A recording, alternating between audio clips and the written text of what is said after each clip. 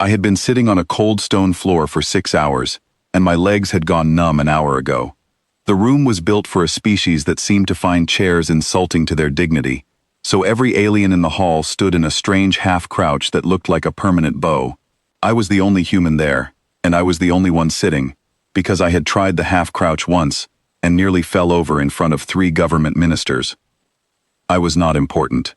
I was a translator's assistant, which meant my job was to carry data slates, refill water bowls, and occasionally repeat a sentence in English if someone needed it simplified. I was not supposed to speak unless spoken to. I was furniture with a mouth. The meeting was about grain tariffs, 6 hours of grain tariffs. The Vakari ministers argued in a language that sounded like gravel being poured into a metal bucket, and every few minutes my translator boss would lean over and whisper a summary that boiled down to, "They are still arguing about the same 3 numbers." By hour 6, I had stopped listening properly. I was tired, my back hurt, and my coffee had gone cold an hour earlier, so when the head minister turned to me, mostly to mock me, and asked what a lowly human assistant might offer to solve the dispute, I gave the only answer that felt right after 6 hours on a stone floor. "Marry the Queen," I said. "Instant alliance. Everyone goes home happy. I get a fancy hat." It was a joke. It was obviously a joke. Anyone who knew me would have laughed, rolled their eyes, and gone back to work. I said it in the flat, sarcastic voice of a man who wanted nothing more than to go home and sleep. The room went silent in the worst possible way. I looked up. On the raised platform at the front of the hall sat Queen Veseth, ruler of the Vakari Compact. She had been sitting there the entire meeting, watching everything, saying nothing, because apparently that was how royalty worked here. Silent judgment, total stillness. She had not spoken once in 6 hours. Now she was looking straight at me, and she was smiling. It was a nice smile, if you ignored the 3 rows of sharp teeth built for cracking shellfish. "I accept," she said. I laughed, because I thought it was still a joke. Nobody else laughed with me. "Wait, no," I said quickly.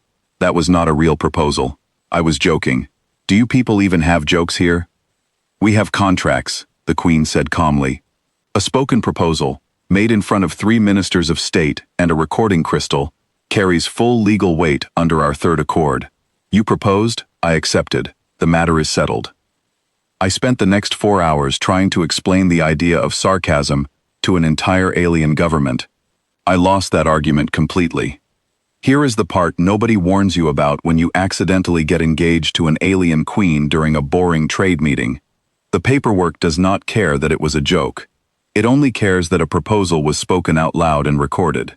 Under Vakari law, breaking a witnessed marriage proposal without a very good reason was seen as such a deep insult that it would cancel every trade agreement on the table.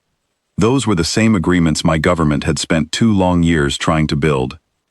So there I was, sitting in an embassy office at 2 in the morning, completely exhausted, listening to an ambassador explain my 2 options. I could either go along with the engagement, or I could single-handedly destroy humanity's first real friendship with the Vakari people. "She is a queen," I said. "I am a translator's assistant. I own exactly 1 suit. This makes no sense." "She knows exactly what you are," the ambassador replied. "That seems to be the whole point." I did not sleep that night. 3 days later, I met the Queen again, this time without the ministers, without the recording crystal, and without an audience. We met in a garden on her home planet. The air smelled like static electricity, mixed with something sweet that I could not name. She had dropped the formal half-crouch posture from the meeting hall and was simply standing there, arms folded, watching me with quiet amusement. "You are angry," she said. "I am confused," I answered. "You are a queen. You could choose anyone in the galaxy. Kings, generals, wealthy leaders. Instead, you are stuck with a guy who proposed to you by accident while complaining about grain tariffs." "I could have chosen anyone," she agreed. "Since I took the crown, I have received over 400 formal marriage offers. Kings offering land, generals offering fleets, sons of wealthy families offering trade routes. Every single one of them treated the proposal like a business deal, calculated down to the smallest detail." She tilted her head slightly, studying me. "You proposed to escape a boring meeting. You were not trying to impress my ministers." You were not measuring what you could gain from me. You were simply tired and honest, and it made me laugh. Nothing has made me laugh in that hall in 11 years. That is not a good reason to get married, I said. No, she replied, but it is a good reason to want to know someone better. The marriage part is your government's paperwork to worry about. I am not asking you to love me. I am only asking you not to run away. I did not have a clever response to that. I have thought of 100 clever responses since then, usually late at night, when the strange shape of my life catches up with me. A translator's assistant, who somehow became the future husband of an alien queen. A joke that turned into a treaty, and then slowly, carefully, turned into something else entirely. We did not fall in love in that garden. It did not happen in one dramatic moment, no matter how nice that would sound in a story. What actually happened was much slower and much stranger. She kept finding small reasons to talk with me, reasons that had nothing to do with politics or alliances. I kept finding reasons to stay in rooms I could have easily left. 6 months into this strange arrangement, a group of nobles who did not like the idea of a human near the throne tried to cancel the engagement. Their argument was simple. No human could possibly understand Vakari marriage law well enough to truly agree to it. They wanted the whole thing declared invalid. I stood in front of the full council that day. I had spent 6 months quietly studying their laws, not because anyone forced me to, but because I actually wanted to understand the world I had accidentally stepped into. I recited the entire third accord from memory, in their own language, without a single mistake. The room went quiet again, but this time, it was a different kind of silence. This time, it was respect. Later that night, the Queen told me that was the exact moment she stopped thinking of our engagement as an accident. She started thinking of it as something real. From that point on, things began to shift in small, quiet ways. She started inviting me to meetings that had nothing to do with marriage law, just because she wanted my opinion. I started learning her language properly, not just enough to translate, but enough to actually understand her jokes, which were rare and very dry. We argued sometimes, the way people who are getting to know each other always argue. She thought humans were far too impatient. I thought Vakari meetings lasted at least 3 hours longer than necessary. Neither of us ever fully won those arguments, but we both learned to enjoy having them. There were difficult days too. Some nobles never accepted a human standing beside their queen, no matter how much law I quoted or how many meetings I sat through. There were quiet insults, cold stares, and moments where I felt completely out of place in a palace built for a species that was not my own. But every time I felt like giving up, the queen would find me somewhere in the palace gardens and simply sit with me until the frustration passed. She never told me to ignore the difficulty. She just made sure I never faced it alone. Slowly, the trade agreements that had almost fallen apart in that 6-hour meeting began to move forward again.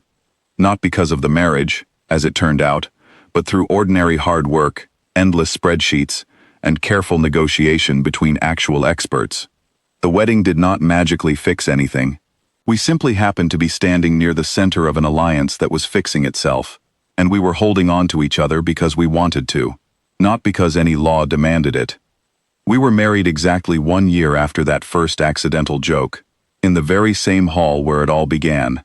This time, someone on the palace staff had quietly arranged a chair for me, right there on the floor, where I had once sat cross-legged because nobody thought to offer the human a seat.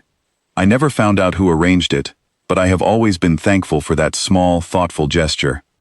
The ceremony itself was strange by human standards. There was no music that I recognized, no traditional vows, just a formal reading of the same third accord I had once recited from memory in front of an angry council. But when the queen took my hand at the end of it, none of the formality mattered anymore. It felt real in a way that had nothing to do with contracts or recording crystals. Life after the wedding did not become simple. I still struggled with parts of Vakari culture, and she still found human habits strange and occasionally frustrating. I missed things from home, quiet, ordinary things, like the smell of familiar food, or the sound of my own language, spoken casually in the street.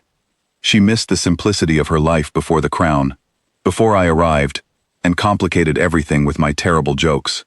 But we built something steady between us, one small day at a time. Sometimes she still teases me about that first meeting.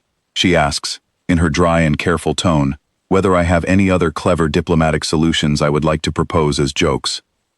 I always tell her that I have officially retired from accidental politics.